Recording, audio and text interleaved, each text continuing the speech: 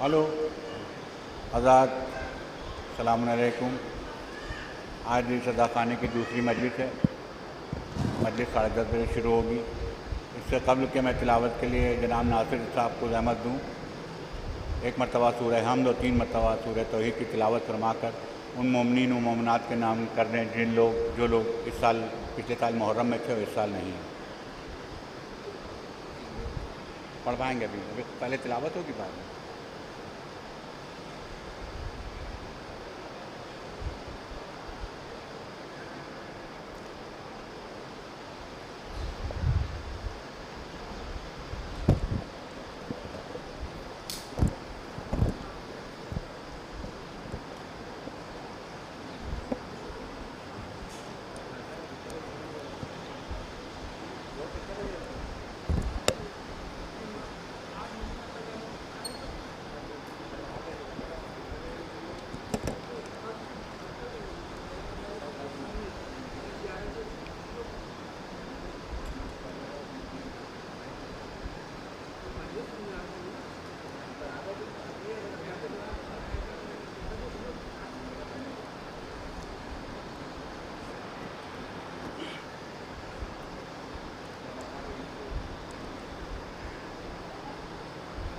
بسم الله الرحمن الرحيم.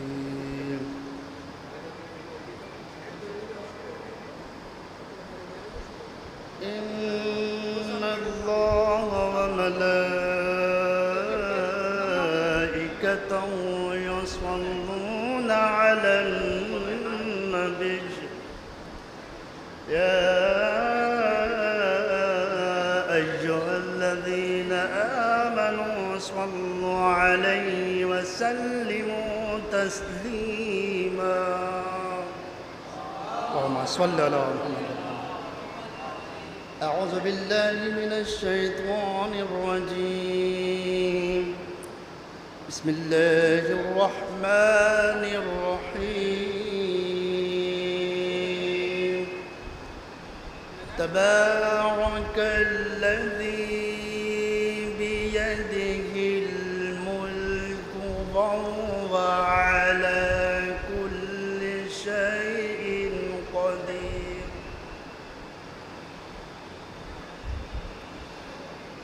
الذي خلق الموت والحياة ليبلوكم أيكم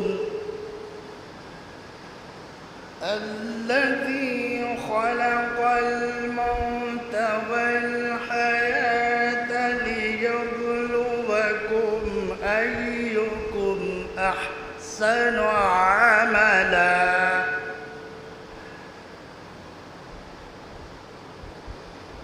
وهو العزيز الغفور.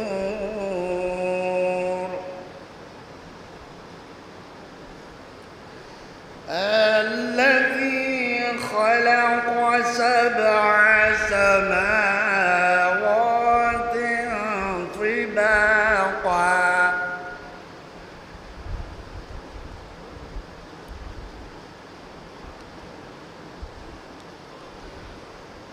ما ترى في خلق الرحمن من تفاوت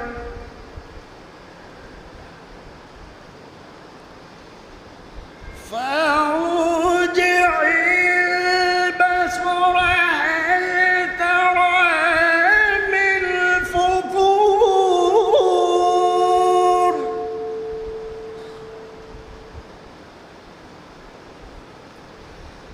ثم ارجع البصر كرتين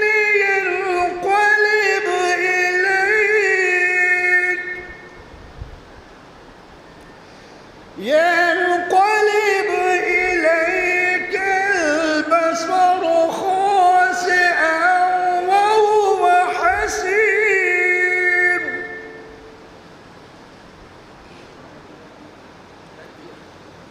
ولقد زينا السماء الدنيا بمصابيح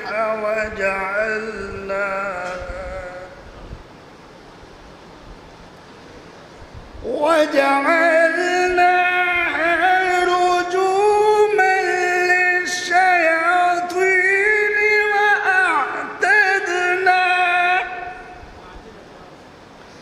وأعتدنا لهم عذاب السعير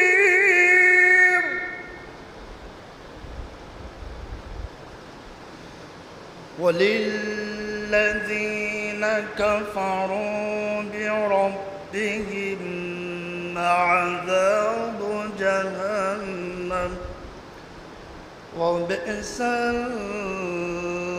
المصير صدق الله العلي العظيم اللهم صل على محمد وآل محمد صلوات محمد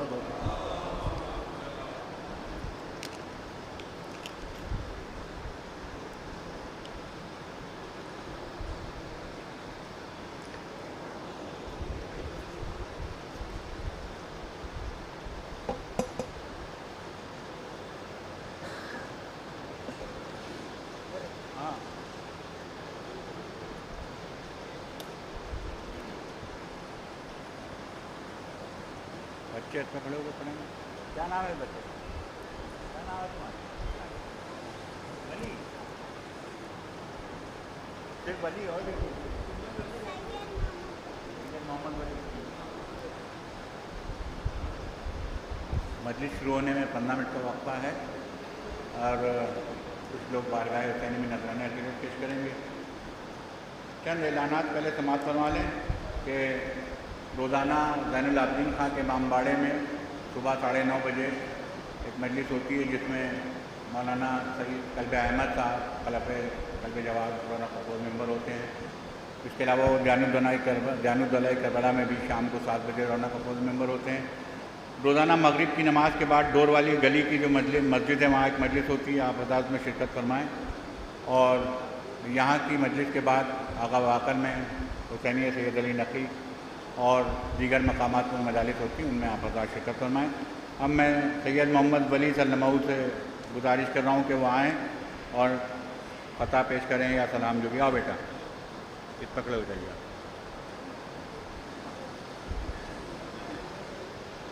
यहाँ खड़े हो।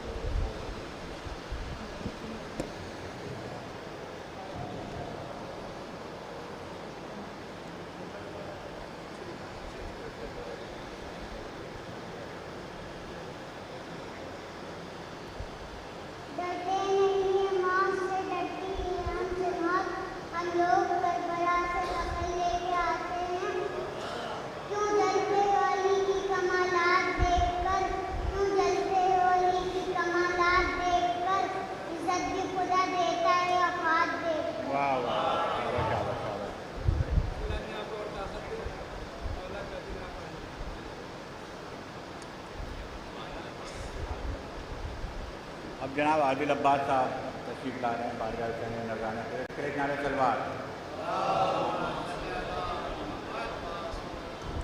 बावाज़ बुलंद नारे सलवार। अल्लाहुम्मा सल्लि अला मुहम्मदिन व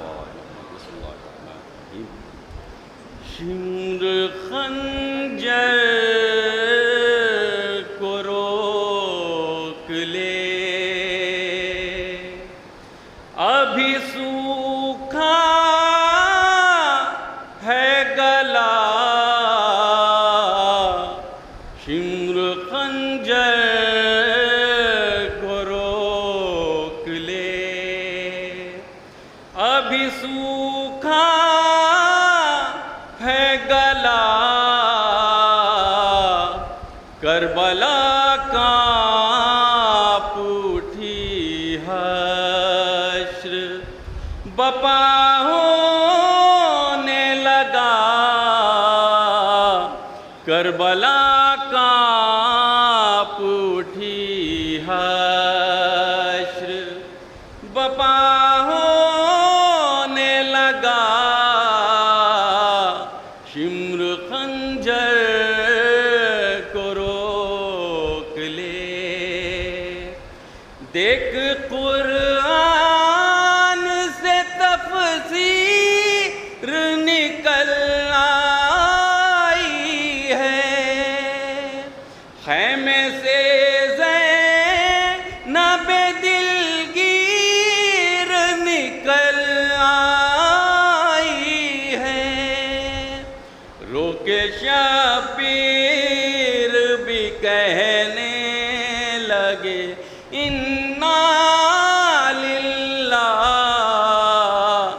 شمر خنجر کو روک لے، ابھی سوکھا ہے گلا، شمر خنجر کو روک لے، ابھی سوکھا ہے گلا، شمر خنجر کو روک لے، چکیاں پیس کے پالا تھا اسی دن کے لیے، کیا میرا راج دلارا تھا اسی دن کے لیے، رحم کر شمر میرے لال نے کیا کی ہے خطا، شمر خنجر کو روک لے، ابھی سوکھا ہے گلا، شمر خنجر کو روک لے۔ حضرات، ایک گزارش یہ ہے کہ جو لوگ ممبر کے آگے بیٹھتے ہیں ان سے خاص طور سے التماس ہے کہ جب مجلس ختم ہو تو ماتم بول دیں، اگر یہاں سے ماتم شروع ہوتا ہے تو مومنین آ جاتے ہیں، ماتم ہونے لگتا ہے، اور جو صاحب زیارت پڑھاتے ہیں ان سے بھی گزارش ہے کہ ماتم کے بعد زیارت پڑھائیں۔ آپ لوگ برائے کرم اس بات کو دھیان رکھیں، مجلس ختم ہونے کے بعد سینہ زنی کا سلسلہ ہونا چاہیے، ہر امام باڑے میں ہوتا ہے، یہاں کل نہیں ہوا، آج آپ لوگ جتنے بھی لوگ ہیں وہ اگر ماتم بولیں گے تو پھر شروع ہو جائے گا۔ ایک نعرہ صلوات، اور اب عباس صلی اللہ علیہ وسلم سے گزارش کر رہا ہوں کہ وہ آئیں اور سلام پیش کریں۔ ایک نعرہ صلوات۔ ایک اور صلوات پڑھیں محمد والے۔ السلام علیکم حضرات، میں جو کلام پیش کروں گا یہ جناب عباس کے حوالے سے ہے۔ وہ عباس جس کو جنگ کی اجازت نہیں ملی، صرف اس لیے کیونکہ امام حسین کو معلوم تھا اگر عباس جنگ کرے تو فتح لکھی ہوئی، اسی سبب سے ایھا الناس دل حیدر کرار ہوں میں، سب میرے سامنے مجبور ہیں مختار ہوں میں، سورما سب شخن غازی جرار ہوں میں، عالم زر سے کسی فوج کا سالار ہوں میں، اسد اللہ کا خاص مجھے کہتے ہیں، شیر ہوں اس لیے عباس مجھے کہتے ہیں، شیر ہوں اس لیے عباس مجھے کہتے ہیں، آرزو ہے تو کوئی حرف دعا ہے لیکن جو بھی موتی ہے وہ سچ ہے کہ کھرا ہے، لیکن کوئی موسیٰ کوئی ہارون وفا ہے، لیکن کنز معبود نگینوں سے بھرا ہے، لیکن کل ایمان امام علی نے مانگا ہے، میں اکیلا ہوں جسے خود علی نے مانگا ہے، میں اکیلا ہوں جسے خود علی نے مانگا ہے۔ یہ شعر ان لوگوں کے لیے جو دعا مانگتے ہیں اور انہیں لگتا ہے کہ دعا قبول نہ ہو یا کچھ ایسا۔ کیا کہا شاہ ابو ذر سے ملے گا کہ نہیں، اب کوزے کو سمندر سے ملے گا کہ نہیں، نور کچھ مہر منور سے ملے گا کہ نہیں، سوچتے ہو کہ میرے گھر سے ملے گا کہ نہیں، شب کے پھندے میں گلا ڈال دیا جھول گئے، کیا میرے باب الحوائج کا لقب بھول گئے، کیا میرے باب الحوائج کا لقب بھول گئے۔ صلوات پڑھیں محمد والے محمد۔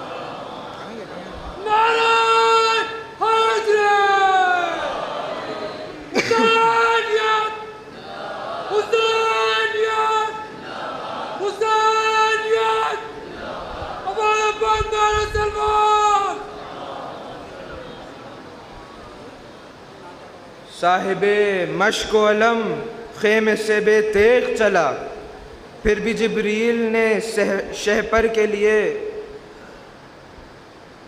پھر بھی جبریل نے شہپر کے لیے ورد پڑھا، ڈر کے خاموش ہوا اور بھی کچھ دل دھڑکا، جب ملی شیر کی آہٹ تو پکارا دریا، راہٹ تکتا تھا میں جس کی وہی سالک آیا، غصیب و گھاٹ سے بھاگو میرا مالک آیا. صلوات پڑھو.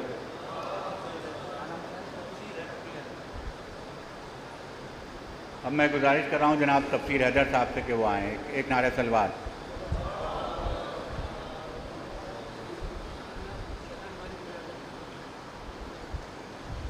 کبھی ظلم پیاسوں پہ کرنا نہ لوگو، ہو بے وطن گر وہ رلانا نہ ان کو. کبھی ظلم پیاسوں پہ کرنا نہ لوگو، ہو بے وطن گر وہ رلانا نہ ان کو. گھر آئے مہماں کی عزت و شفقت کرنا یہی ہے مرضی خدا کی.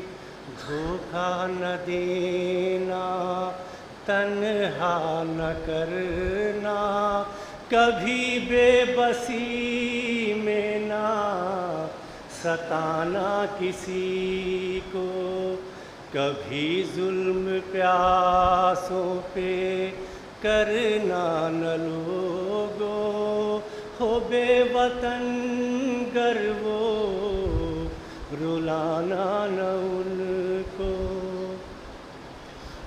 مارے گئے ہیں سارے صحابی، بھانجے بھتیجے بھائی پسر بھی.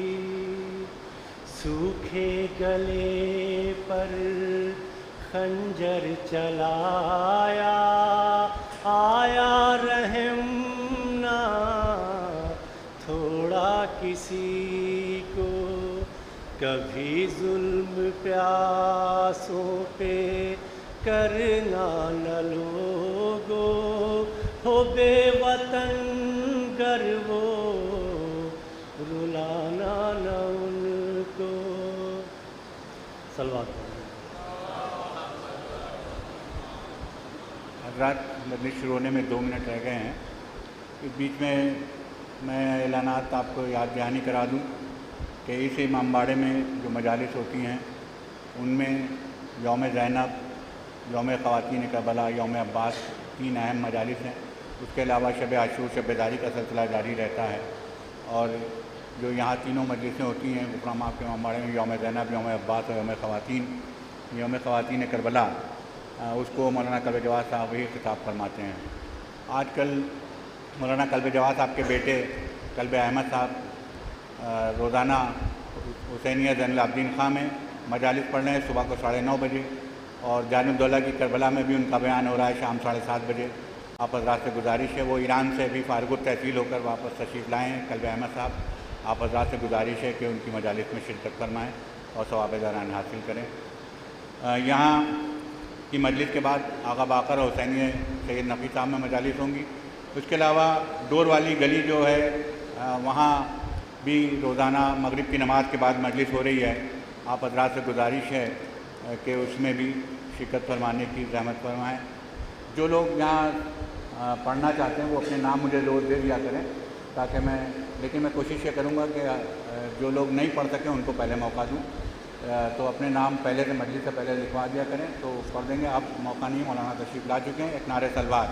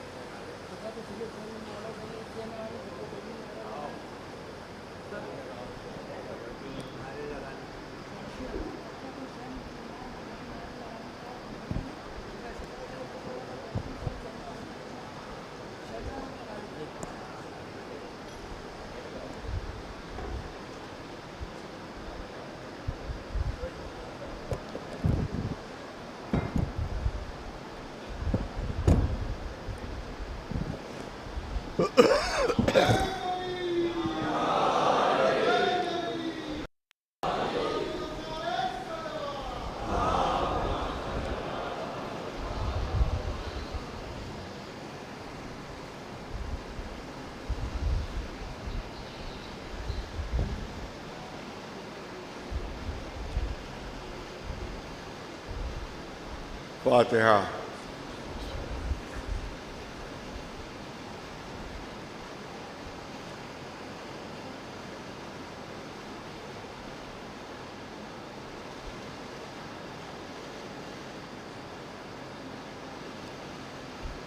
أعوذ بالله السميع العليم من الشيطان اللعين الرجيم. بسم الله الرحمن الرحيم.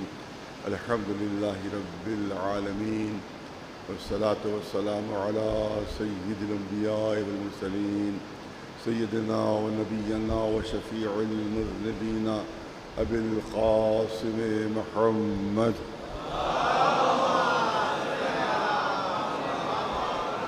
وأهل بيته الطيبين الطاهرين المعصومين. أما بعد، فقد قال الله سبحانه تبارك وتعالى في كتابه المبين وهو أصدق القائلين: يا أيها الرسول بلغ ما أنزل إليك من ربك وإن لم تفعل فما بلغت رسالته والله يعصمك من الناس إن الله لا يهدي القوم الكافرين. صلوات بھیجتے پر محمد وآل محمد علیہ السلام. ظاہر کے سلسلے کی دوسری مجلس ہے اور میں نے کل کی مجلس میں ہلکا سا تذکرہ ان شخصیتوں کا کیا کہ جن کی وجہ سے ہندوستان میں اور برصغیر ہند و پاک میں علم پھیلا اور جن کی وجہ سے یہ آج عزاداری ہے. اور سب سے بڑی خصوصیت ان کی یہ تھی کہ کبھی بھی وہ حکومت کے سامنے جھکے نہیں، ہمیشہ حق بیانی کی اور ہمیشہ جو اہل بیت علیہ السلام کا راستہ اسی کو انہوں نے اختیار کیا. اس کی وجہ سے بہت سے واقعات بھی ہیں، تاریخ میں ملتے ہیں، جس سے ہمیں سبق ملتا ہے، جس سے ہمیں درس ملتا ہے، جس سے ہماری ہمت افزائی ہوتی ہے. بہت سے علماء ایسے تھے، اس زمانے میں بھی درباری علماء تھے، اس زمانے میں بھی وہ علماء تھے جو حکومتوں کی خوشامدی کیا کرتے تھے، لیکن یہ خانوادہ ایسا خانوادہ ہے کہ جنہیں کبھی کسی حکومت کی خوشامد نہیں کی، نہ کسی حکومت کے دباؤ میں آئے. اسی لیے مشہور واقعہ ہے کہ جناب غفر باب کے فرزند سلطان العلماء وہ قاضی شہر تھے اس وقت اور قضاوت کا عہدہ ان کے پاس تھا. بادشاہ کا ایک مسئلہ آیا. بادشاہ اس زمانے میں جو اس وقت صاحب حکومت ہے، صاحب اقتدار، اس کا مسئلہ آیا اور بادشاہ چاہتا تھا کہ اس کی طبیعت کے مطابق، اس کی پسند کے مطابق فتویٰ دیا جائے. جیسی اس کی پسند ہے اس کے مطابق وہ فتویٰ ہو، لیکن سلطان العلماء نے بالکل خلاف فتویٰ دیا. جو شریعت کا حکم تھا اس کے مطابق فتویٰ دیا، جو اسلامی حکم تھا اس کے مطابق فتویٰ دیا. تو اب وہ ناراض ہو گیا بادشاہ اور اس نے حکم دے دیا سپہ سالار لشکر کو کہ ان کا گھر توپ سے اڑا دیا جائے، ان کو ختم کر دیا جائے، ان کا گھر جو ہے وہ توپ سے اڑا دیا جائے. ظاہر ہے کہ اس کے بعد بھی انہوں نے فتویٰ بدلا نہیں، کہا تم توپ سے اڑا دو چاہے مجھے ختم کر دو، مگر جو حکم شریعت ہے اس میں کوئی تبدیلی نہیں آتی، جو میرا فتویٰ ہے وہ فتویٰ رہے گا. کہا صبح نمودار ہوئی تو بادشاہ نے عجیب منظر دیکھا کہ ایک توپ کا رخ سلطان العلماء کے گھر کی طرف ہے اور ایک توپ کا رخ بادشاہ کے محل کی طرف ہے۔ اس نے کہا یہ کیا؟ میں نے تو کہا تھا کہ ان کے گھر اڑا دو، یہ سپہ سالار ہے، تم نے یہ کیا کیا کہ ایک توپ کا رخ میری طرف کر دیا، ایک توپ کا رخ ان کی طرف کر دیا۔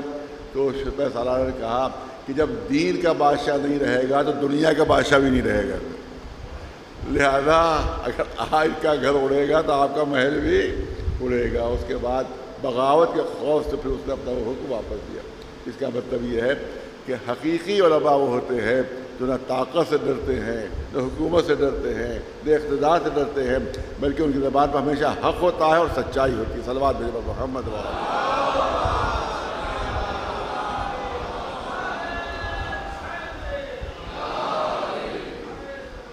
یہی وجہ تھی کیونکہ امام حسین کے ماننے والے ہیں، امام حسین کے چاہنے والے ہیں، امام حسین کے شہدائی ہیں، امام حسین کے راستے پہ چلنے والے ہیں۔ آج بھی آپ نے دیکھ لیا کہ ایک سچا حسینی کیسا ہوتا ہے، آج بھی آپ نے دیکھ لیا کہ ایک سچا کربلا کا ماننے والا کیسا ہوتا ہے، جس نے سپر پاور کو ٹھکرا دیا، جو سپر پاور سے نہیں ڈرا، جو ہر ایک کو ڈرا رہا تھا وہ خود ان سے ڈر گیا۔ ایک سلوات بھی بولنا،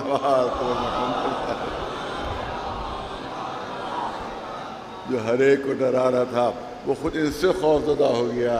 اس کا مطلب ہوتا ہے کہ جو حسینی ہوتے ہیں ان سے دنیا ڈرتی ہے، وہ دنیا سے نہیں ڈرتے ہیں۔ ایک سلوات بھی بولنا،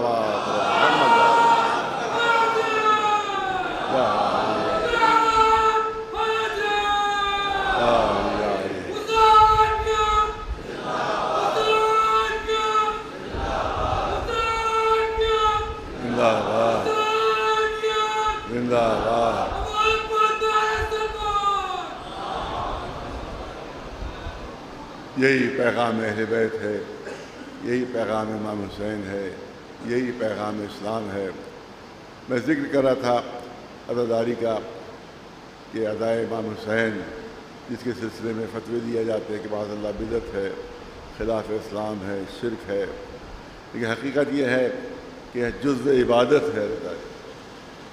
لاکھ سجدے میں سر پٹکتے رہو، لیکن اگر رسول اللہ کی طرف سے تائید نہیں ہے تو وہ عبادت سجدے نہیں مانے جائیں گے۔ توجہ رہے، اگر رسول اللہ کی طرف سے تائید نہیں ہے تو لاکھ سجدے کرتے رہو، مگر اگر تائید رسالت نہیں تو کوئی عبادت میں اس کو داخل نہیں کیا جائے گا۔ لیکن اگر ایک آنسو بھی چشم رسالت سے بہہ گیا تو آنسو بہانا عبادت بن جائے گا۔ ایک سلوات بھی تو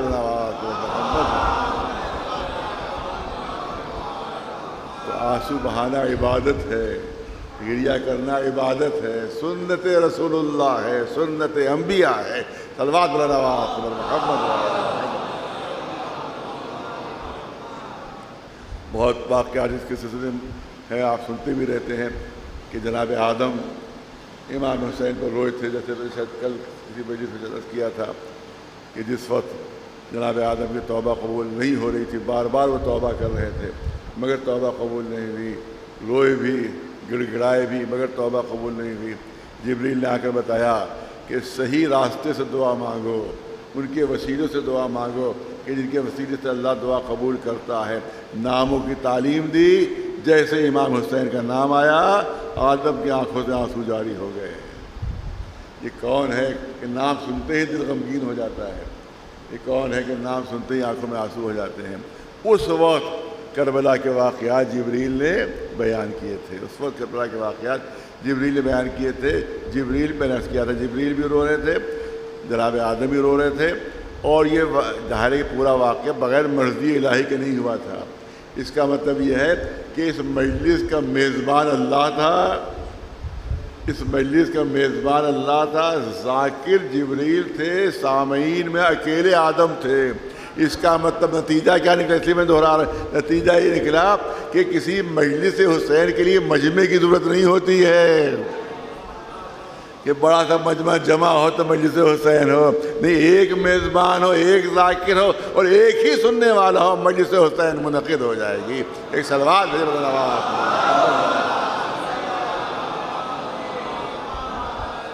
اسی طرح دوسرا مشہور واقعہ ہے کہ جس پر جناب نوح نے حکم ہوا کہ کشتی بناؤ، کشتی بناؤ، بد دعا کر رہے ہیں کال پانے والے، عذاب نازل کر. دیکھیے یہ یہاں پر اللہ کی رحمت کا مظاہرہ ہو رہا ہے.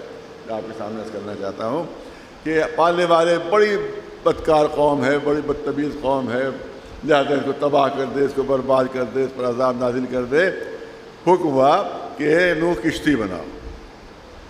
اور دیکھو جو زمین کے اوپر درخت ہے اس کی لکڑی سے کشتی نہیں بنے گی، لہذا جنت سے کھجور کے بیج آئے ہیں.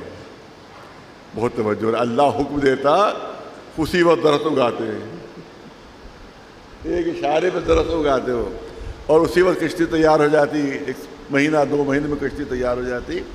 جناب نوح بھی تھے، ملائکہ بھی شامل تھے اس میں. نہیں، بیج بو. اب کھجور کا درخت کتنی مدت میں نکلتا ہے، کتنی مدت میں نکلتا ہے. مارو کئی برسوں کے بعد وہ کھجور کا درخت نکلے، اس کو کاٹو، جنت سے بیج آیا، اس سے درخت نکلے کھجور کے، کاٹو اس کو، اس کی لکڑی سے کشتی بناؤ. لکڑی کم پڑ گئی. پالنے والے کیا تیرے علم میں نہیں تھا کہ کتنی کشتی کے لیے کتنی لکڑی کی ضرورت ہے؟ اتنے ہی بیج بھجواتا. ارے بہت توجہ اور حضرت کرنا چاہتا. اتنے ہی بیج بھجوا دیتا جس سے اتنے درخت نکل آتے کہ جس کی لکڑی کاٹی جاتی اور کشتی بن جاتی. نہیں، لکڑی کم پڑ گئی. پالنے والی لکڑی تو کم پڑ گئی اور بیج بھیج رہا ہوں. نہیں، توجہ رہے، توجہ رہے.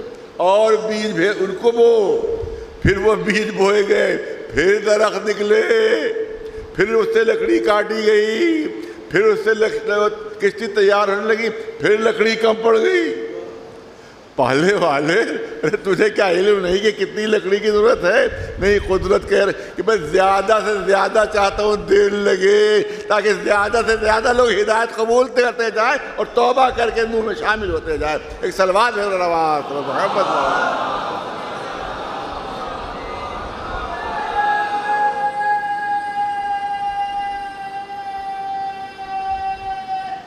حیدری یا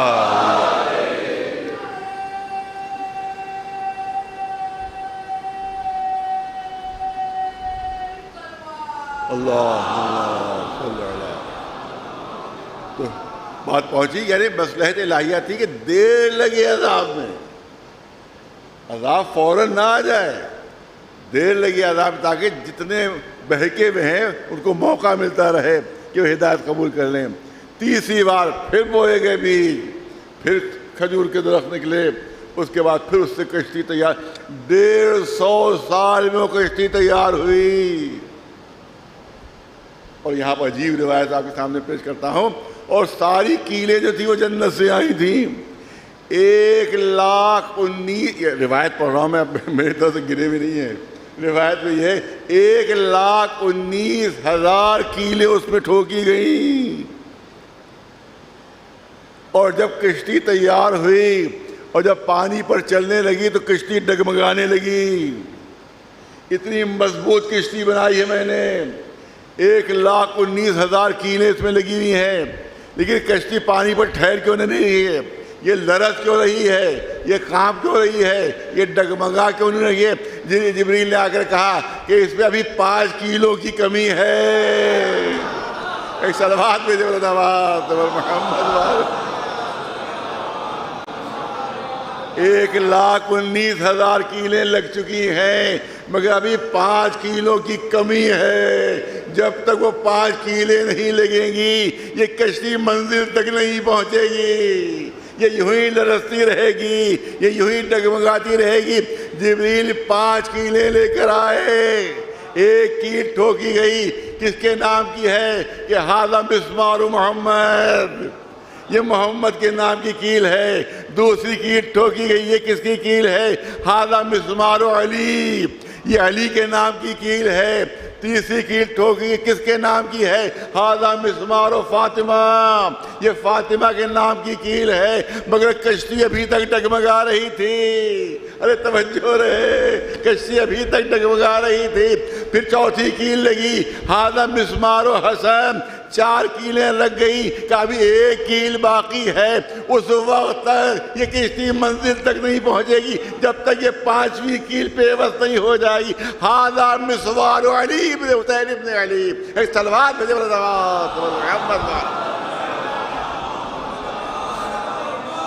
اس کا مطلب یہ ہے جب تک حسین کا نام نہیں آیا اس کشتی میں، اس وقت نہ تو لرزش تھمی نہ ڈگمگاہٹ تھمی، اس وقت تک کشتی منزل پر نہیں پہنچی ہے۔ اور ہماری کشتی ہدایت و نجات بھی اس وقت منزل پر پہنچے گی جب حسین کا سہارا لیں گے، حسین کا وسیلہ بنائیں گے۔ ایک صلوات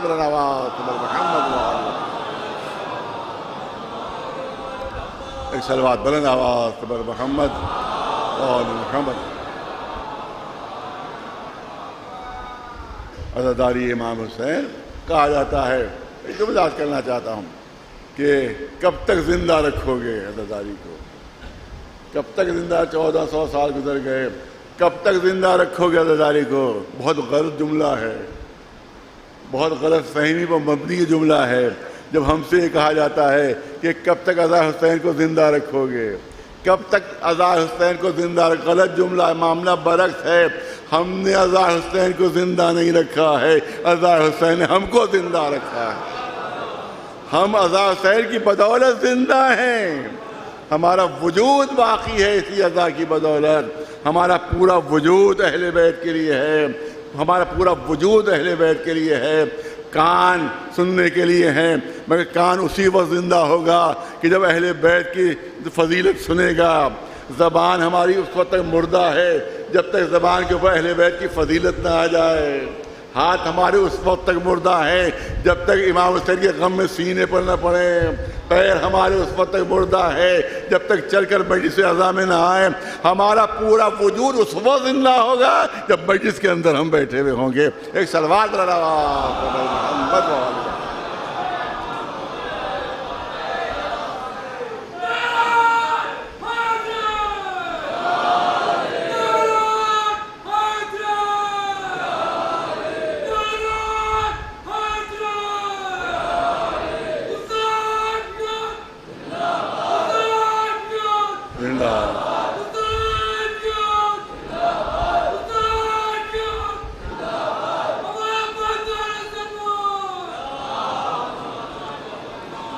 اب ایک چیز آپ کے سامنے صاحبان علم و فہم اور صاحبان فکر و نظر یہاں پر ماشاء اللہ تشریف فرما ہے، ایک چیز عرض کرنا چاہتا ہوں صاحبان فکر و نظر کے لیے کہ زمانہ گزرتا جاتا ہے۔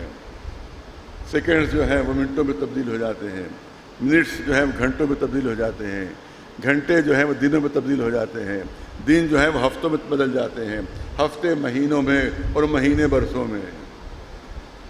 دنیا پرانے واقعات بھول جاتی ہے، پرانے واقعات جو ہے ذہن سے محو ہو جاتے ہیں کیونکہ وہ ماضی کا جز ہوتے ہیں۔ کیونکہ زمانے کی 3 قسمیں ہیں، ماضی، حال اور مستقبل۔ تو انسان ہمیشہ حال کو یاد رکھتا ہے، ماضی کو بھول جایا کرتا ہے۔ ہمیشہ پریزنٹ یاد رکھتا ہے انسان، اور جو پاسٹ ٹینس اس کو بھول جایا کرتا ہے۔ یہ خصوصیت انسان کی فطرت یہ ہے یاد کرتا بھی ہے۔ مثلا جلیانوالہ باغ میں جو حادثہ ہوا تھا، کئی ہزار مار دیے گئے تھے، آج بھی یاد بنائی جاتی ہے۔ سال میں ایک بار صرف 2 گھنٹے کے لیے 2 منٹ کے لیے مون رکھا جاتا ہے پارلیمنٹ میں۔ 2 منٹ کے لیے مون، خاموش ہو کر کھڑے ہو جائیے۔ ہم جلیانوالہ باغ والوں کی جو مارے گئے تھے ان کی ہم شہادت کی یاد منا رہے ہیں۔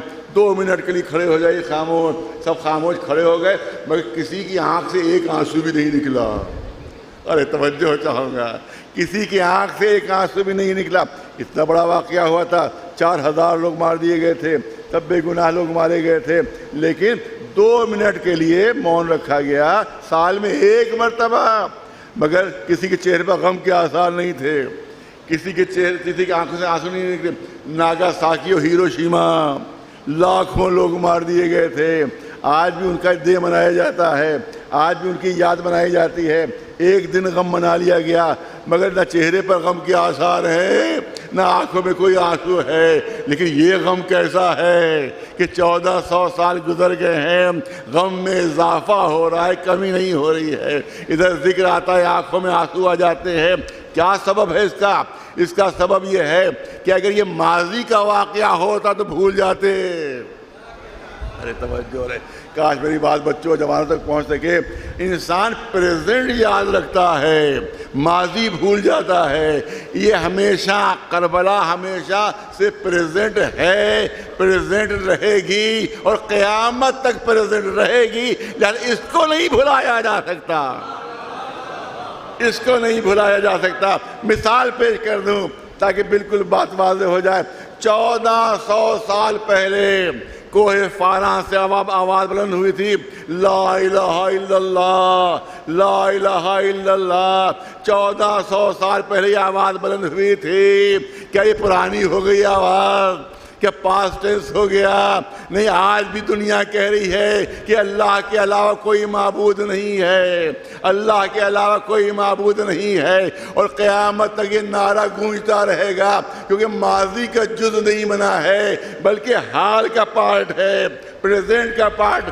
جس طرح سے لا الہ الا اللہ کبھی ماضی کا جز نہیں بن سکتا، تو جس نے اپنے خون کے ذریعے سے کربلا کے میدان پر لا الہ الا اللہ لکھ دیا ہے، اس کے خون کا اثر بھی کبھی ختم نہیں ہوگا، اس کی عزاداری بھی کبھی ختم نہیں ہوگی. صلوات بھیجو اللہ محمد وعلیہ.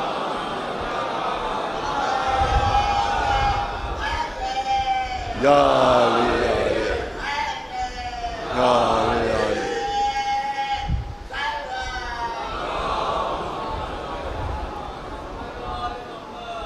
کچھ انشاءاللہ عزاداری کے سلسلے میں کچھ نظریات پیش کیے جاتے ہیں، وہ انشاءاللہ آپ کے سامنے پیش کیے جائیں گے، کہ اس کے بعد تھوڑی سی گفتگو، تھوڑی سی بحث ہوگی، اور کہ آخر جو عزاداری اور کربلا کا مقصد کیا تھا، اور امام حسین نے جو اتنی بڑی قربانی دی.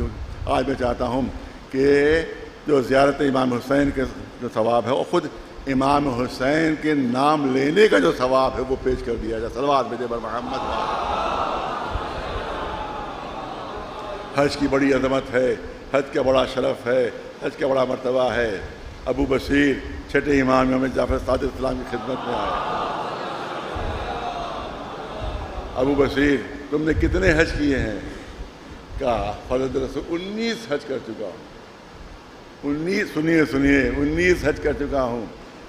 کہا اے ابو بصیر ایک حج اور کر لو. پوری توجہ رہے، ایک حج اور کر لو. کہا آقا بوڑھا ہو گیا ہوں، اب میرے لیے مشکل ہے ایک حج اور کرنا. کہا نہیں، ایک حج اور کر لو. ارے توجہ رہے. ابو بصیر نے کہا آقا اتنی تاکید کیوں کر رہے ہیں آپ کہ ایک حج اور کر لو؟ کیا اس لیے کر رہا ہوں اس لیے تاکید کر رہا ہوں کہ اگر 20 حج ہو جائیں گے تو ایک زیارت حسین کے ثواب مکمل ہو جائے گا. ایک صلوات بھیجے بلند آواز.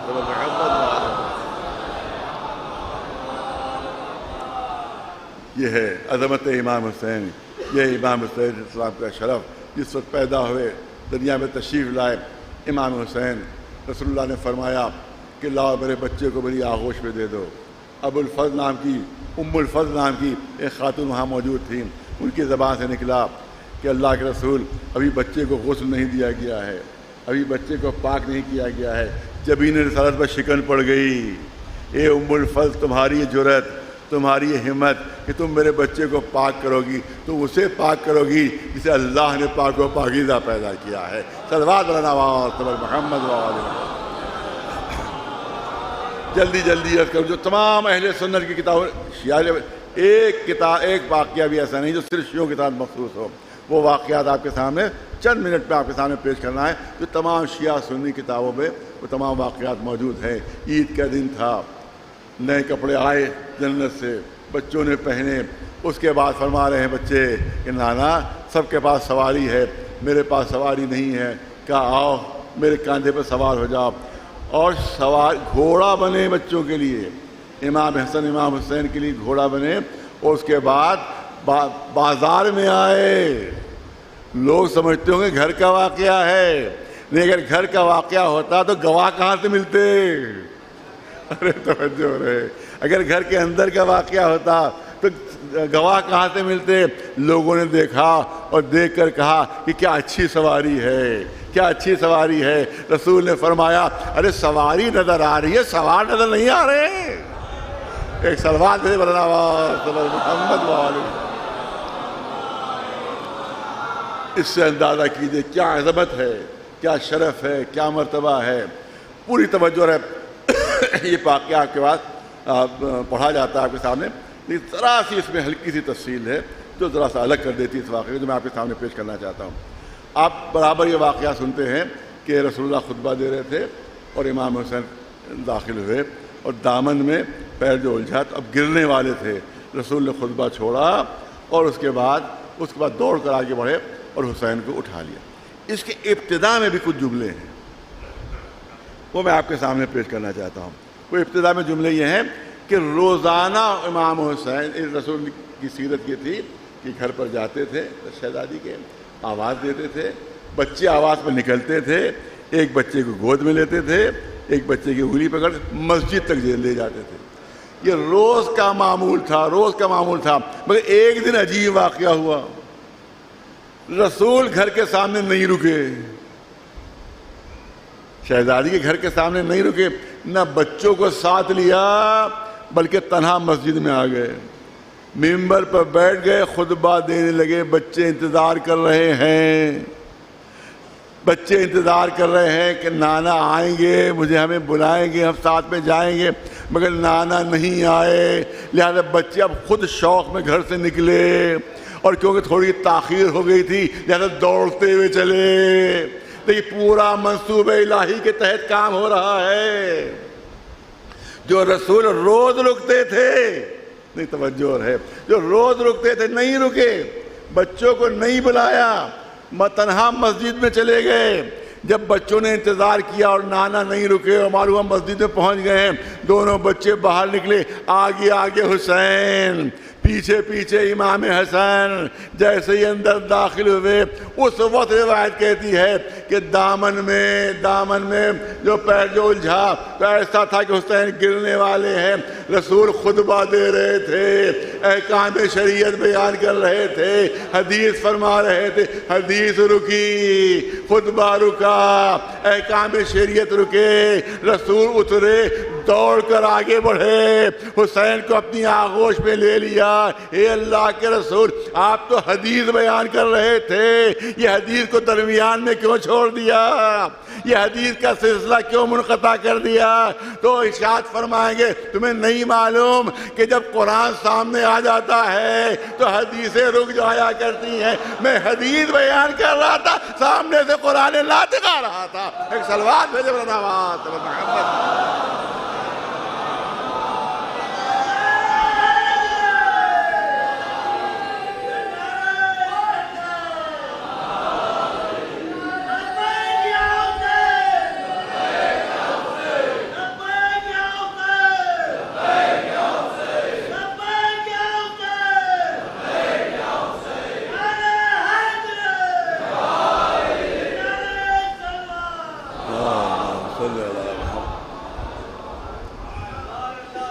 لے آئے تھے تو ممبر کے پہلو میں بٹھا دیتے، بھائی بچہ گر رہا تھا آپ نے اٹھا لیا، جبکہ ہم نہیں مانتے کہ امام حسین کے پیر جو تھے وہ الجھے، وہ گرنے والے تھے۔ ارے گرتوں کو سنبھالنے کے لیے آیا ہو، وہ خود نہیں گر سکتا۔ لہٰذا جو کچھ بھی ہو رہا تھا منصوبہ الہی کے مطابق ہو رہا تھا، تاکہ اصحاب پہچان لیں کہ حسین کی منزل کیا ہے، ان کا مرتبہ کیا ہے، ان کا شرف کیا ہے۔ اب لے کر ممبر پر آ گئے، آغوش میں حسین بیٹھے ہوئے ہیں، اب حسین کے فضائل بیان ہونے لگے۔ اب حدیث ختم ہو گئی، اب احکام شریعت ختم ہو گئے، اب حسین کے فضائل بیان ہوئے۔ ھذا حسین ابن علی فاعرفوہ، یہ حسین ابن علی ہے، اس کو پہچان لو، اس کی معرفت حاصل کرو۔ ھذا افضل، یہ جملہ عام طور سے نہیں پڑھا جاتا ہے، یہاں پر یہ جملہ آپ کے سامنے پیش کروں جو روایت میں موجود ہے۔ ھذا افضل الخلق ابا و اما و جدا و جدتن، یہ میرا حسین پوری کائنات میں سب سے افضل ہے۔ افضل الخلق، یہ رسول کے جملے ہیں۔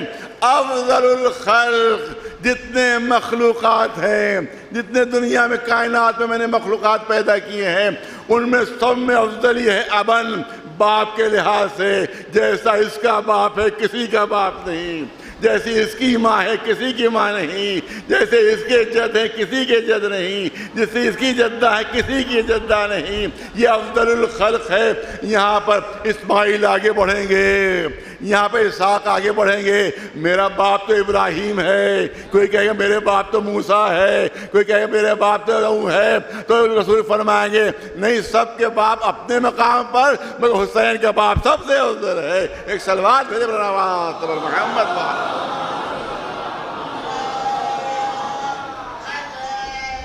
یا علی یا علی۔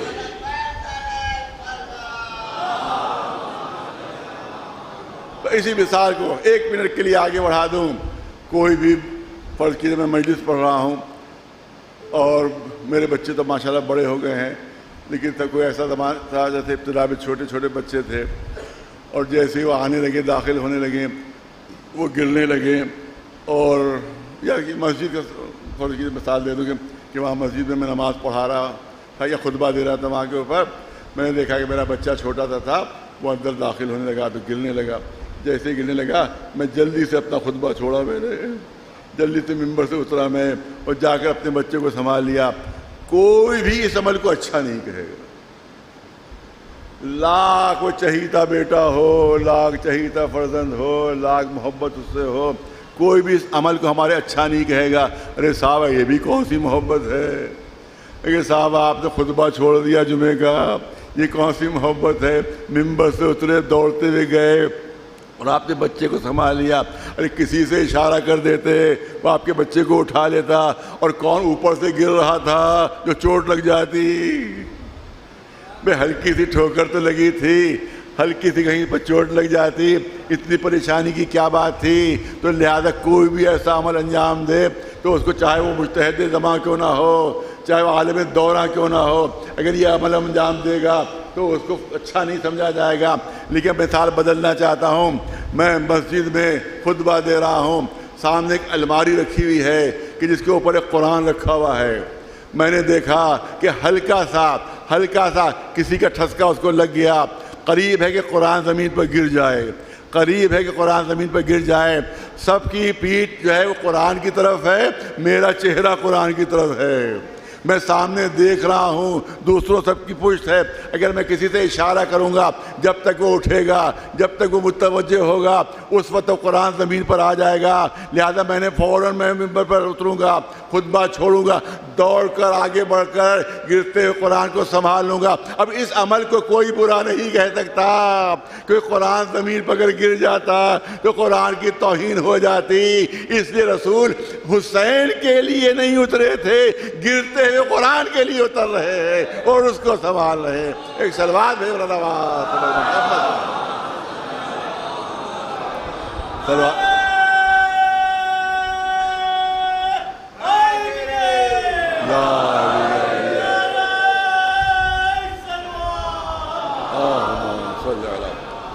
ایک اعلان سماعت فرما لیں کہ امام زمانہ ٹرسٹ 2015 سے قومی و مذہبی خدمات انجام دے رہا ہے، اور کمپیوٹر کا کورس بھی ہو رہا ہے، اس کے علاوہ لوگوں کو، نوجوانوں کو روزگار بھی مہیا کیا جا رہا ہے۔ سنیما باڑے میں جو اشرا قائم ہوا ہے وہ بھی اسی کے ذریعے ہے، جس میں شبیر عباسی صاحب خطاب فرما رہے ہیں، تو اسی میں فنڈ میں اور اسی کے ذریعے سے جو ہے وہ پوری غریبوں کی مدد بھی ہو رہی ہے۔ گزارش ہے اس فنڈ میں آپ زیادہ سے زیادہ تعاون فرمائیں۔ صلوات بھیجے بر محمد و آل محمد۔ ظاہر ہے کہ تفصیل اس میں بہت ہے اور جتنا بھی عرض کیا جائے کم ہے، اور آپ نے آیہ کریمہ میں نے جس کو منتخب کیا ہے وہ بھی اسی موضوع کے ذیل میں ہے۔ یہ محرم سے الگ نہیں ہے یا عاشور سے الگ نہیں ہے، کیونکہ اگر غدیر کے واقعے کو مان لیا اور یاد رکھا ہوتا اور اس پر عمل ہوتا تو عاشور واقع نہ ہوتا۔ جو کچھ بھی مصیبتیں آئی ہیں شیعوں پر اسی وجہ سے آئی ہیں کہ غدیر کے واقعے کو مسلمانوں نے بھلا دیا۔ صلوات بھیجے بر نواز بر محمد۔ ایک بات کہی جاتی ہے تو کبھی میں نے جواب بھی دیا تھا، میں چاہتا ہوں کہ آج یہ مجلس اسی پر مکمل ہو جائے۔ یہ بات کہی جاتی ہے، ایک جملہ بہت مشہور ہے، بہت مشہور ہے جملہ کہ صاحب یزید مورچہ جیتا ہے جنگ ہارا ہے۔ بہت پتہ ہے کس کا شعر ہے وہ کہ یزید مورچہ جیتا ہے جنگ ہارا ہے. حقیقت یہ ہے کہ یزید ایک مورچہ بھی نہیں جیت سکا جس طرح سے آج اسرائیل نہیں جیت پایا ایک مورچہ. ہر مورچے پہ اس کی ہار ہوئی ہے. ایک امام حسین کے ماننے والے نے ایک آج کے یزیدیوں کو ہر مورچے پر شکست دے دی ہے.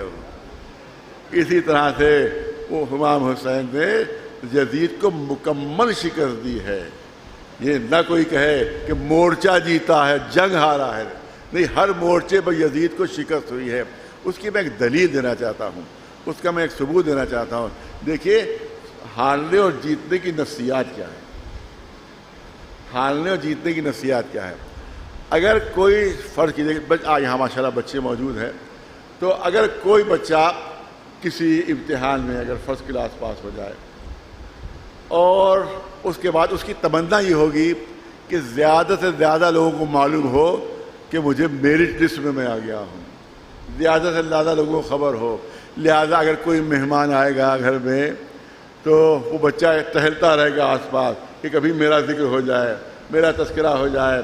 ماں باپ کو اشارہ کرے گا کہ یہ تو بتائیے کہ مجھے کتنے نمبر ملے ہیں, یہ تو بتائیے کہ میری ٹیسٹ میں وہاں پر کہاں پر میں آیا ہوں. یہی نہیں بلکہ ماں باپ بھی ہر پھر کے بیان کر دیں گے کہ دیکھیے میرا بچہ آج کتنے زبردست نمبر لایا ہے, اور سب لوگ تعریف بھی کریں گے کہ ہاں بھائی بہت آپ کا کامیاب بچہ ہے, بہت ہی ہونہار بچہ ہے. تو اس کا مطلب یہ ہے کہ جو فاتح ہوتا ہے اس کی تمنا یہ ہوتی ہے کہ زیادہ سے زیادہ تذکرہ ہو, زیادہ سے زیادہ ذکر ہو, دنیا میں زیادہ سے زیادہ بات پھیلے.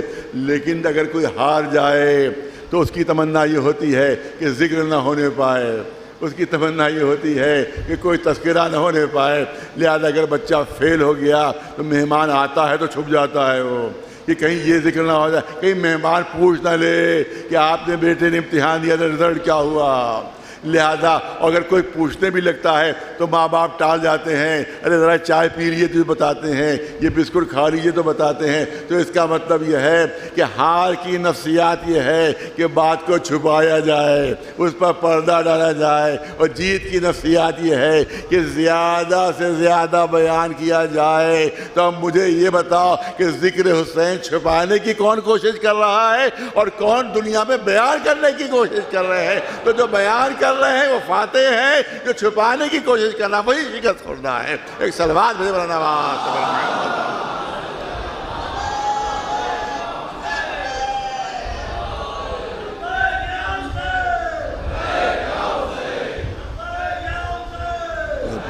یا حسین.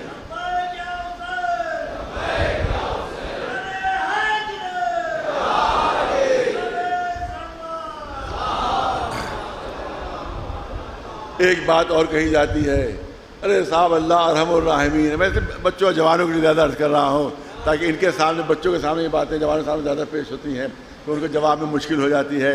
ارے صاحب اللہ ارحم الراحمین ہے, اللہ تو بہت زیادہ بخشنے والا ہے. تو ہو سکتا ہے کہ وہ یزید کے گناہ کو معاف کر دے, یزید کے گناہ کو معاف, لعنت نہ بھیجیے, یزید کے گناہ کو معاف کر سکتا ہے اللہ, لعنت نہ بھیجیے اس کے اوپر, یزید پر لعنت نہ بھیجیے. اللہ ارحم الراحمین ہے, یزید کے گناہ کو معاف کر سکتا ہے. تو میں پوچھنا ہی چاہتا ہوں کہ یزید جیسے مجرم کے گناہ کو, کہ جس نے نواسے رسول کو قتل کروایا ہو, جس نے ان کو پیاسا شہید کروایا ہو, تم کہتے ہو کہ اللہ ارحم الراحمین ہے, اللہ اس کے گناہ کو معاف کر سکتا ہے. تو جب یزید کا گناہ معاف ہو سکتا ہے تمہاری نظر میں, تو ہماری لعنتوں کو بھی اللہ معاف کر دے گا. ایک صلوات بھیجے محمد.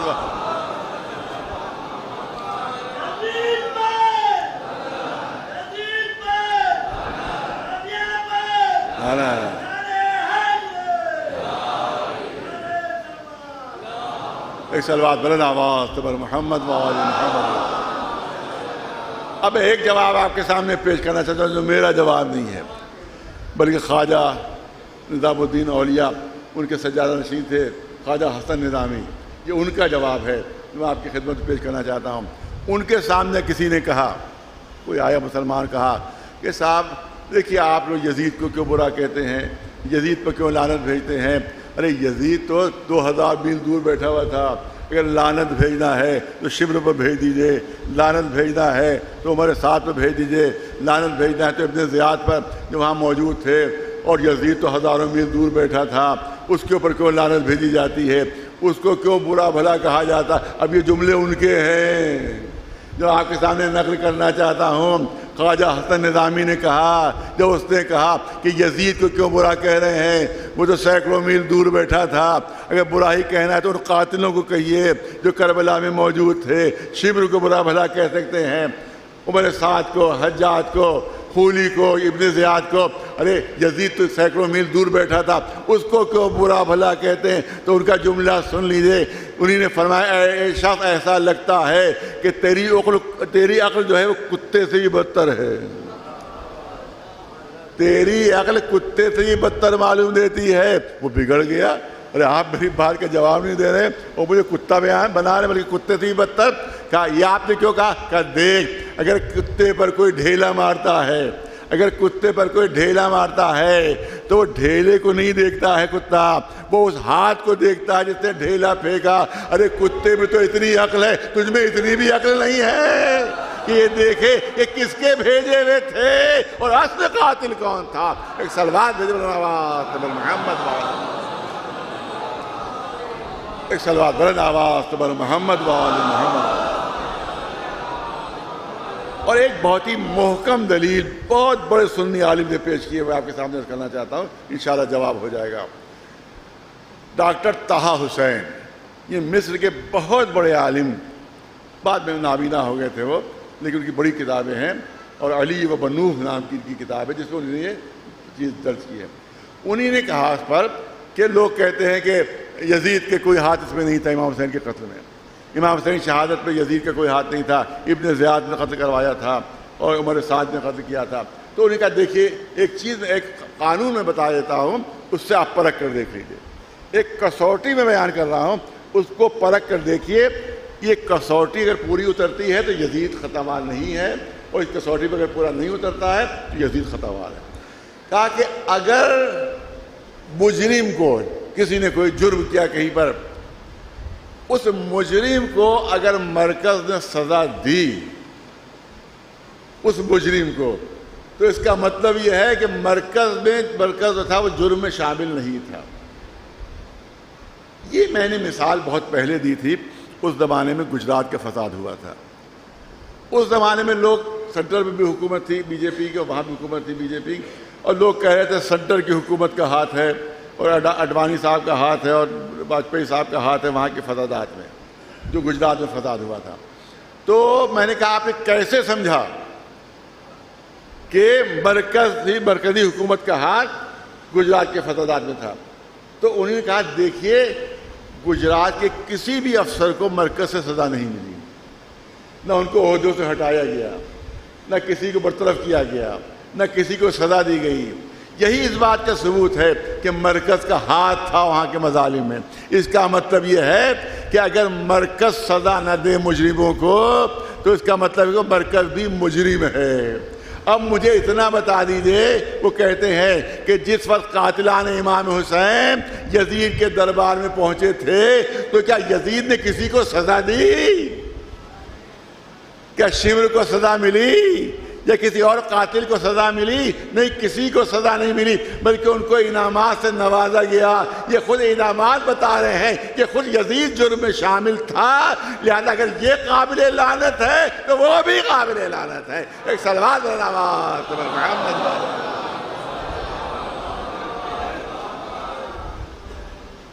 ظاہر ہے کہ ایک پہلی بطورت کرنا آپ کے سامنے، اور جو بات کہی جاتی ہے خاندانی جنگ، دو شہزادوں کی جنگ، خاندانی جنگ کہی جاتی ہے۔ ایک ہمارے بہت مشہور شخصیت تھے، ابھی اس کو نکال دیا گیا، انہوں نے بھی یہی جملہ کہا تھا کہ خاندانی جنگ تھی۔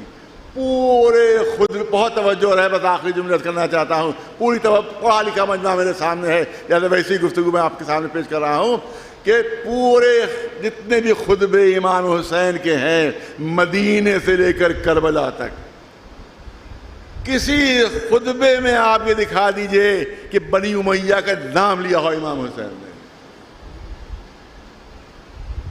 کسی ایک خطبے میں دکھا دیجئے چیلنج کے ساتھ کہ کیونکہ بنی امیہ ہمارے دشمن کا خاندانی جنگ تھی، بنی ہاشم بنی امیہ سے جنگ تھی، لہذا یزید نے امام حسین کو قتل کر دیا، خاندانی خصومت تھی، خاندانی جنگ تھی۔ کسی ایک خطبے میں امام حسین کے بتا دیے، سینکڑوں خطبے دیے ہیں انہی نے، وہاں سے مدینے سے لے کر کربلا، ایک کسی خطبے میں بنی امیہ کا تذکرہ نہیں، یزید کے باپ کا تذکرہ نہیں، کوئی کہے باپ کی دشمنی میں ہو رہا تھا، نہ بنی امیہ کا تذکرہ۔ ہمیشہ امام حسین یہی کہتے نظر آ رہے ہیں، فاسق ہے، فاجر ہے، شرابی ہے، اسلام کا دشمن ہے، اس لیے میں اس کے خلاف کھڑا ہوا ہوں۔ اس کا مطلب یہ خاندان کی بات نہیں کی تھی، کیریکٹر کی بات کی تھی۔ ارے کاش میری بات پہنچ سکے، خاندان کی بات نہیں کی تھی، کیریکٹر کی بات کی تھی کہ اسلام کے خلاف اس کا کیریکٹر ہے، اس کا کردار اسلام کے خلاف ہے، وہ اسلام کے نام پر دھبا ہے، اس لیے حسین کھڑے ہو گئے ہیں۔ اس کا مطلب ہے کہ کہیں خاندان کا نام نہیں لیا، کہیں خاندان کا نام امام حسین نے نہیں لیا، صرف یزید کے کیریکٹر پر گفتگو کی ہے، کیونکہ شرابی ہے، کیونکہ فاسق ہے، کیونکہ فاجر ہے، کیونکہ تخت حکومت پر بیٹھنے کا لائق نہیں ہے، رسول کا جانشین بننے کے لائق نہیں ہے، لہذا میں اس کے خلاف کھڑا ہوا ہوں۔ کہیں بھی خاندان کی گفتگو نہیں کی۔ خاندان کی گفتگو کس نے کی؟ بہت توجہ، خاندان کی گفتگو یزید نے کی ہے۔ جب کٹے ہوئے سر دربار میں آئے ہیں تو پہلا جملہ یزید کا تھا کہ اگر میرے بدر کے آباء اجداد زندہ ہوتے تو مجھے مبارکباد دیتے کہ میں نے کیسے ان کا بدلہ لے لیا۔ حسین نے خاندان کی بات نہیں کی، یزید نے خاندان کی بات کہی، لہذا اگر کوئی کہتا ہے کہ خاندانی جنگ ہے تو وہ یزید کا ماننے والا ہے، اور ہم کہتے ہیں یہ کردار کی جنگ تھی، وہی حسینی موقف ہے۔ ایک سلوات بھیجے مولانا ایک سلوات بلند آواز تمہر محمد۔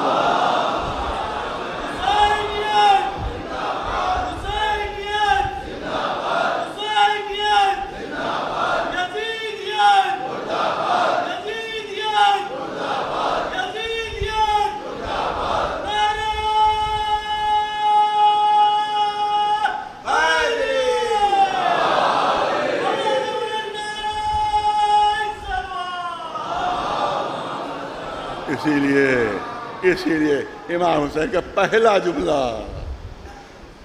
جملہ یہی تھا کہ جب مدینے سے چلے ہیں، اے میرے نانا کے دین، نہیں کسی شخصیت کا نام نہیں، اے میرے نانا کے دین، اگر تم میرے سر کے بغیر نہیں بچ سکتا ہے تو یہ تلواروں آؤ میرا سر حاضر ہے، یہ تلواروں آؤ میرا سر حاضر ہے۔ اور جب کربلا میں پہنچے تو اپنا سب کچھ قربان کر دیا اسلام کے نام، اور اسلام کو بچانے کے لیے جو کچھ دامن میں تھا وہ سب دے دیا انہیں نے۔ مدینہ چھوڑنا کتنا سخت تھا، اپنی بیمار بچی کو، فاطمہ صغریٰ کو مدینے میں چھوڑنا کتنی سخت منزل تھی امام حسین کے لیے۔ روایت کہتی ہے کہ جس وقت قافلہ مدینے سے چل چکا ہے، آگے آگے امام حسین ہے، بیویوں کی سواریاں ہیں، پیچھے پیچھے اصحاب ہیں، بالکل آخر میں جناب عباس تھے، قافلے کے بالکل آخر میں جناب عباس تھے۔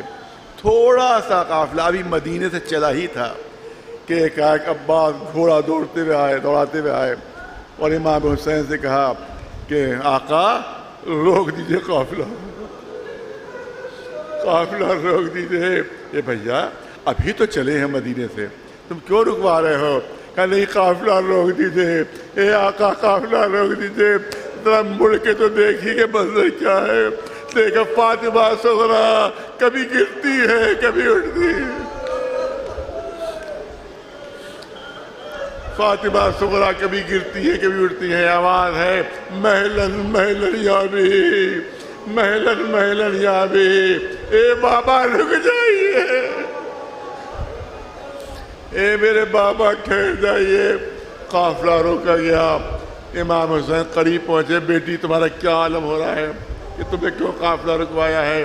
کہ بابا ایک مرتبہ علی اصغر کو اور چوم لوں، ایک مرتبہ میں اپنے بھیا کو اور دیکھ لوں، میری آغوش میں ایک مرتبہ علی اصغر کو دے دیجئے۔ اس سے رخصت ہو لوں۔ جناب علی اصغر کو جناب فاطمہ صغریٰ کی آغوش میں دیا گیا۔ جناب علی اصغر آغوش میں چمٹ گئے جناب صغریٰ کے۔ اب روایت کہتی ہے کہ اب صغریٰ کی گود سے اتر نہیں رہے تیری ماں ہی نہیں اتری، پھپھیاں ہی نہیں اترے، کسی کی آغوش میں نہیں جا رہے، ماں کی آغوش میں بھی نہیں جا رہے۔ امام حسین سے کہا گیا کہ علی اصغر فاطمہ صغریٰ کی آغوش سے اتر نہیں رہے، قافلہ بڑھے تو کیسے بڑھے۔ امام حسین قریب پہنچے، علی اصغر کے کان میں کچھ کہا، علی اصغر کے کان میں کچھ کہا۔ روایت کہتی ہے جیسے امام حسین نے علی اصغر کے کان میں کچھ کہا، فوراً فاطمہ صغریٰ کی آغوش چھوڑی اور حسین کی آغوش میں آ گئے۔ ہمیں نہیں معلوم کہ کیا کہا، ہمیں نہیں پتا کہ کیا کہا، مگر علی اصغر نے فوراً آغوش فاطمہ صغریٰ چھوڑ دی۔ شاید حسین نے کہا ہو، اے علی اصغر کیا کر رہے، ارے فاتح کربلا تو تمہیں ہو، میری مظلومیت کی اصلی دلیل تو تمہیں ہو، تمہارے ذریعے سے قیامت تک میری مظلومیت ثابت ہوتی رہے گی، تمہیں تو کربلا کو فتح کرو گے، فاتح کربلا تو تمہیں ہو۔ ہاذا دارا 2 محرم کو یہ قافلہ کربلا پہنچتا ہے۔ روایت جو مشہور روایت ہے وہ یہی ہے کہ امام حسین کا گھوڑا تھم گیا، امام حسین کا گھوڑا رک گیا، کئی مرتبہ گھوڑے بدلے مگر کوئی گھوڑا آگے نہیں بڑھا، 7 گھوڑے امام نے بدلے مگر کوئی گھوڑا آگے نہیں بڑھا۔ اس کے بعد امام فرماتے ہیں یہ بتایا جائے کہ اس سرزمین کا نام کیا ہے، اس سرزمین کو کہتے کیا ہیں۔ کسی نے کہا شط فرات کہتے ہیں، کسی نے کہا نینوا کہتے ہیں، کسی نے کوئی نام لیا، کسی نے کوئی نام لیا، کہا کوئی اور نام بھی اس کا ہے۔ ایک بوڑھا شخص آگے بڑھتا ہے اور وہ کہتا میں نے اپنے بزرگوں سے سنا ہے کہ اس زمین کو کربلا بھی کہتے ہیں، ایسے کربلا کا نام سنا۔ امام نے نوحہ پڑھا کہ یہی وہ زمین ہے کہ جہاں پر ہمارے خیمے نصب ہوں گے، یہی وہ زمین ہے کہ جہاں پر ہمارا خون بہایا جائے گا، یہی وہ زمین ہے کہ جہاں ہماری لاشوں پہ گھوڑے دوڑائے جائیں گے، یہی وہ زمین ہے جہاں ہمارے بے کفن لاشیں بے کفن پڑے رہیں گے جلتی ہوئی زمین کے اوپر۔ سواریاں اترنے لگیں، جناب زینب نے جیسے ہی زمین پر قدم رکھا، والد مرحوم یہاں پر فرمایا کرتے تھے، میں وہ جملے عرض کرنا چاہتا ہوں، وہ کہتے تھے کہ جیسے ہی جناب زینب نے کربلا کی زمین پر قدم رکھا، ایک زرد رنگ کا غبار اڑا اور شہزادی کے سر پر پڑ گیا۔ کربلا کی زمین سے ایک زرد رنگ کا غبار اڑا اور شہزادی کے سر پر پڑا۔ شہزادی نے گھبرا کر کہا میرے بھیا حسین کو بلاؤ، میرے بھیا حسین کو بلاؤ۔ امام حسین تشریف لاتے ہیں، بہن زینب کیا بات ہے؟ کہا بھیا ابھی جیسے میں نے قدم رکھا ایک زرد رنگ کا غبار اڑ کے میرے سر پر پڑا، میرے ساتھ چھوٹے چھوٹے بچے ہیں، کسی اور جگہ ٹھہر جائیے، یہاں نہ رکیے، یہاں نہ رکیے۔ امام نے فرمایا اے بہن کیا کہہ رہی ہو، یہ کربلا ہمارے لیے پیدا ہوئی ہے اور ہم کربلا کے لیے پیدا ہوئے، یہی اپنی قربانیاں ہمیں پیش کرنا ہے۔ والد مرحوم فرمایا کرتے تھے کہ شہزادی یہ کربلا کی خاک اس کی جرت نہیں ہے کہ آپ کے ساتھ کوئی گستاخی کر سکے، یہ کربلا کی خاک کی جرت نہیں کہ آپ کے ساتھ کوئی گستاخی کر سکے، یہ کربلا کی خاک زبان بے زبانی میں آپ سے کچھ کہنا چاہتی ہے، یہ خاک آپ سے کچھ کہنا چاہتی ہے، یہ خاک یہ کہنا چاہتی ہے اے شہزادی اگر آپ کے بھائی کو کفن نہیں ملے گا تو خاک کربلا اڑ کر کفن بن جائے گی۔ اے شہزادی اگر آپ کے سر سے چادر چھین لی جائے گی تو یہی خاک اڑ کر آپ کا پردہ بن جائے گی۔ بس آخری 2 جملے فرمایا کہ کس کی زمین ہے اور اس زمین کا مالک کون ہے۔ پتہ چلا کہ بنی اسد اس زمین کے مالک ہیں، کیا ان کو بلا لیا جائے؟ بنی اسد آتے ہیں، امام فرماتے ہیں کہ اس زمین کو ہم خریدنا چاہتے ہیں۔ بنی اسد نے ہاتھ جوڑ لیا، آقا خریدنے کی کوئی ضرورت نہیں، آپ کی خدمت میں ہمیں یوں ہی پیش کر رہے ہیں، ہمیں کوئی قیمت اس کی نہیں چاہیے، یہ آپ کی خدمت میں ہم پیش کر رہے ہیں۔ کہا نہیں بغیر قیمت کے ہے، ہم اس کو نہیں لیں گے، کیا قیمت ہے؟ 60,000 درہم بتائے گئے. امام نے 60,000 درہم پیش کیے.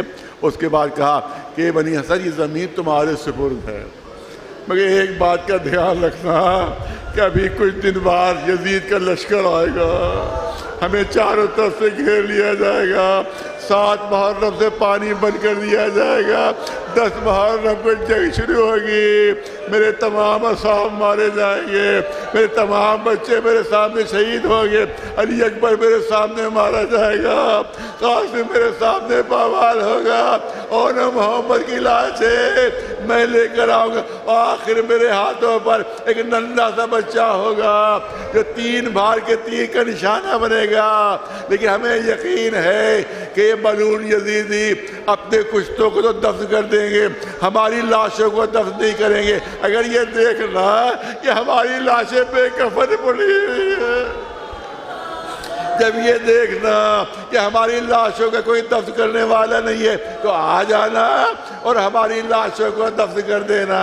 اور اس کے بعد خواتین سے کہا، ان عورتوں سے کہا دیکھو اگر تمہارے مرد ڈرے یزید کے لشکر سے تو ان کو غیرت دلانا، ان کی حمیت کو جگانا اور کہنا کہ فاطمہ کے لال کا لاشا، رسول کے نواسے کا لاشا ارے خاک پر بے کفن پڑا ہوا ہے اور تمہیں غیرت نہیں آ رہی ہے. اپنے مردوں کو غیرت دلانا تاکہ آ کر وہ ہمیں دفن کر سکے. اس کے بعد چھوٹے چھوٹے بچوں کو بلایا کہ دیکھو اگر تمہارے ماں باپ ہمیں دفن نہ کر پائے تو دیکھو کھیلتے ہوئے چلے آنا،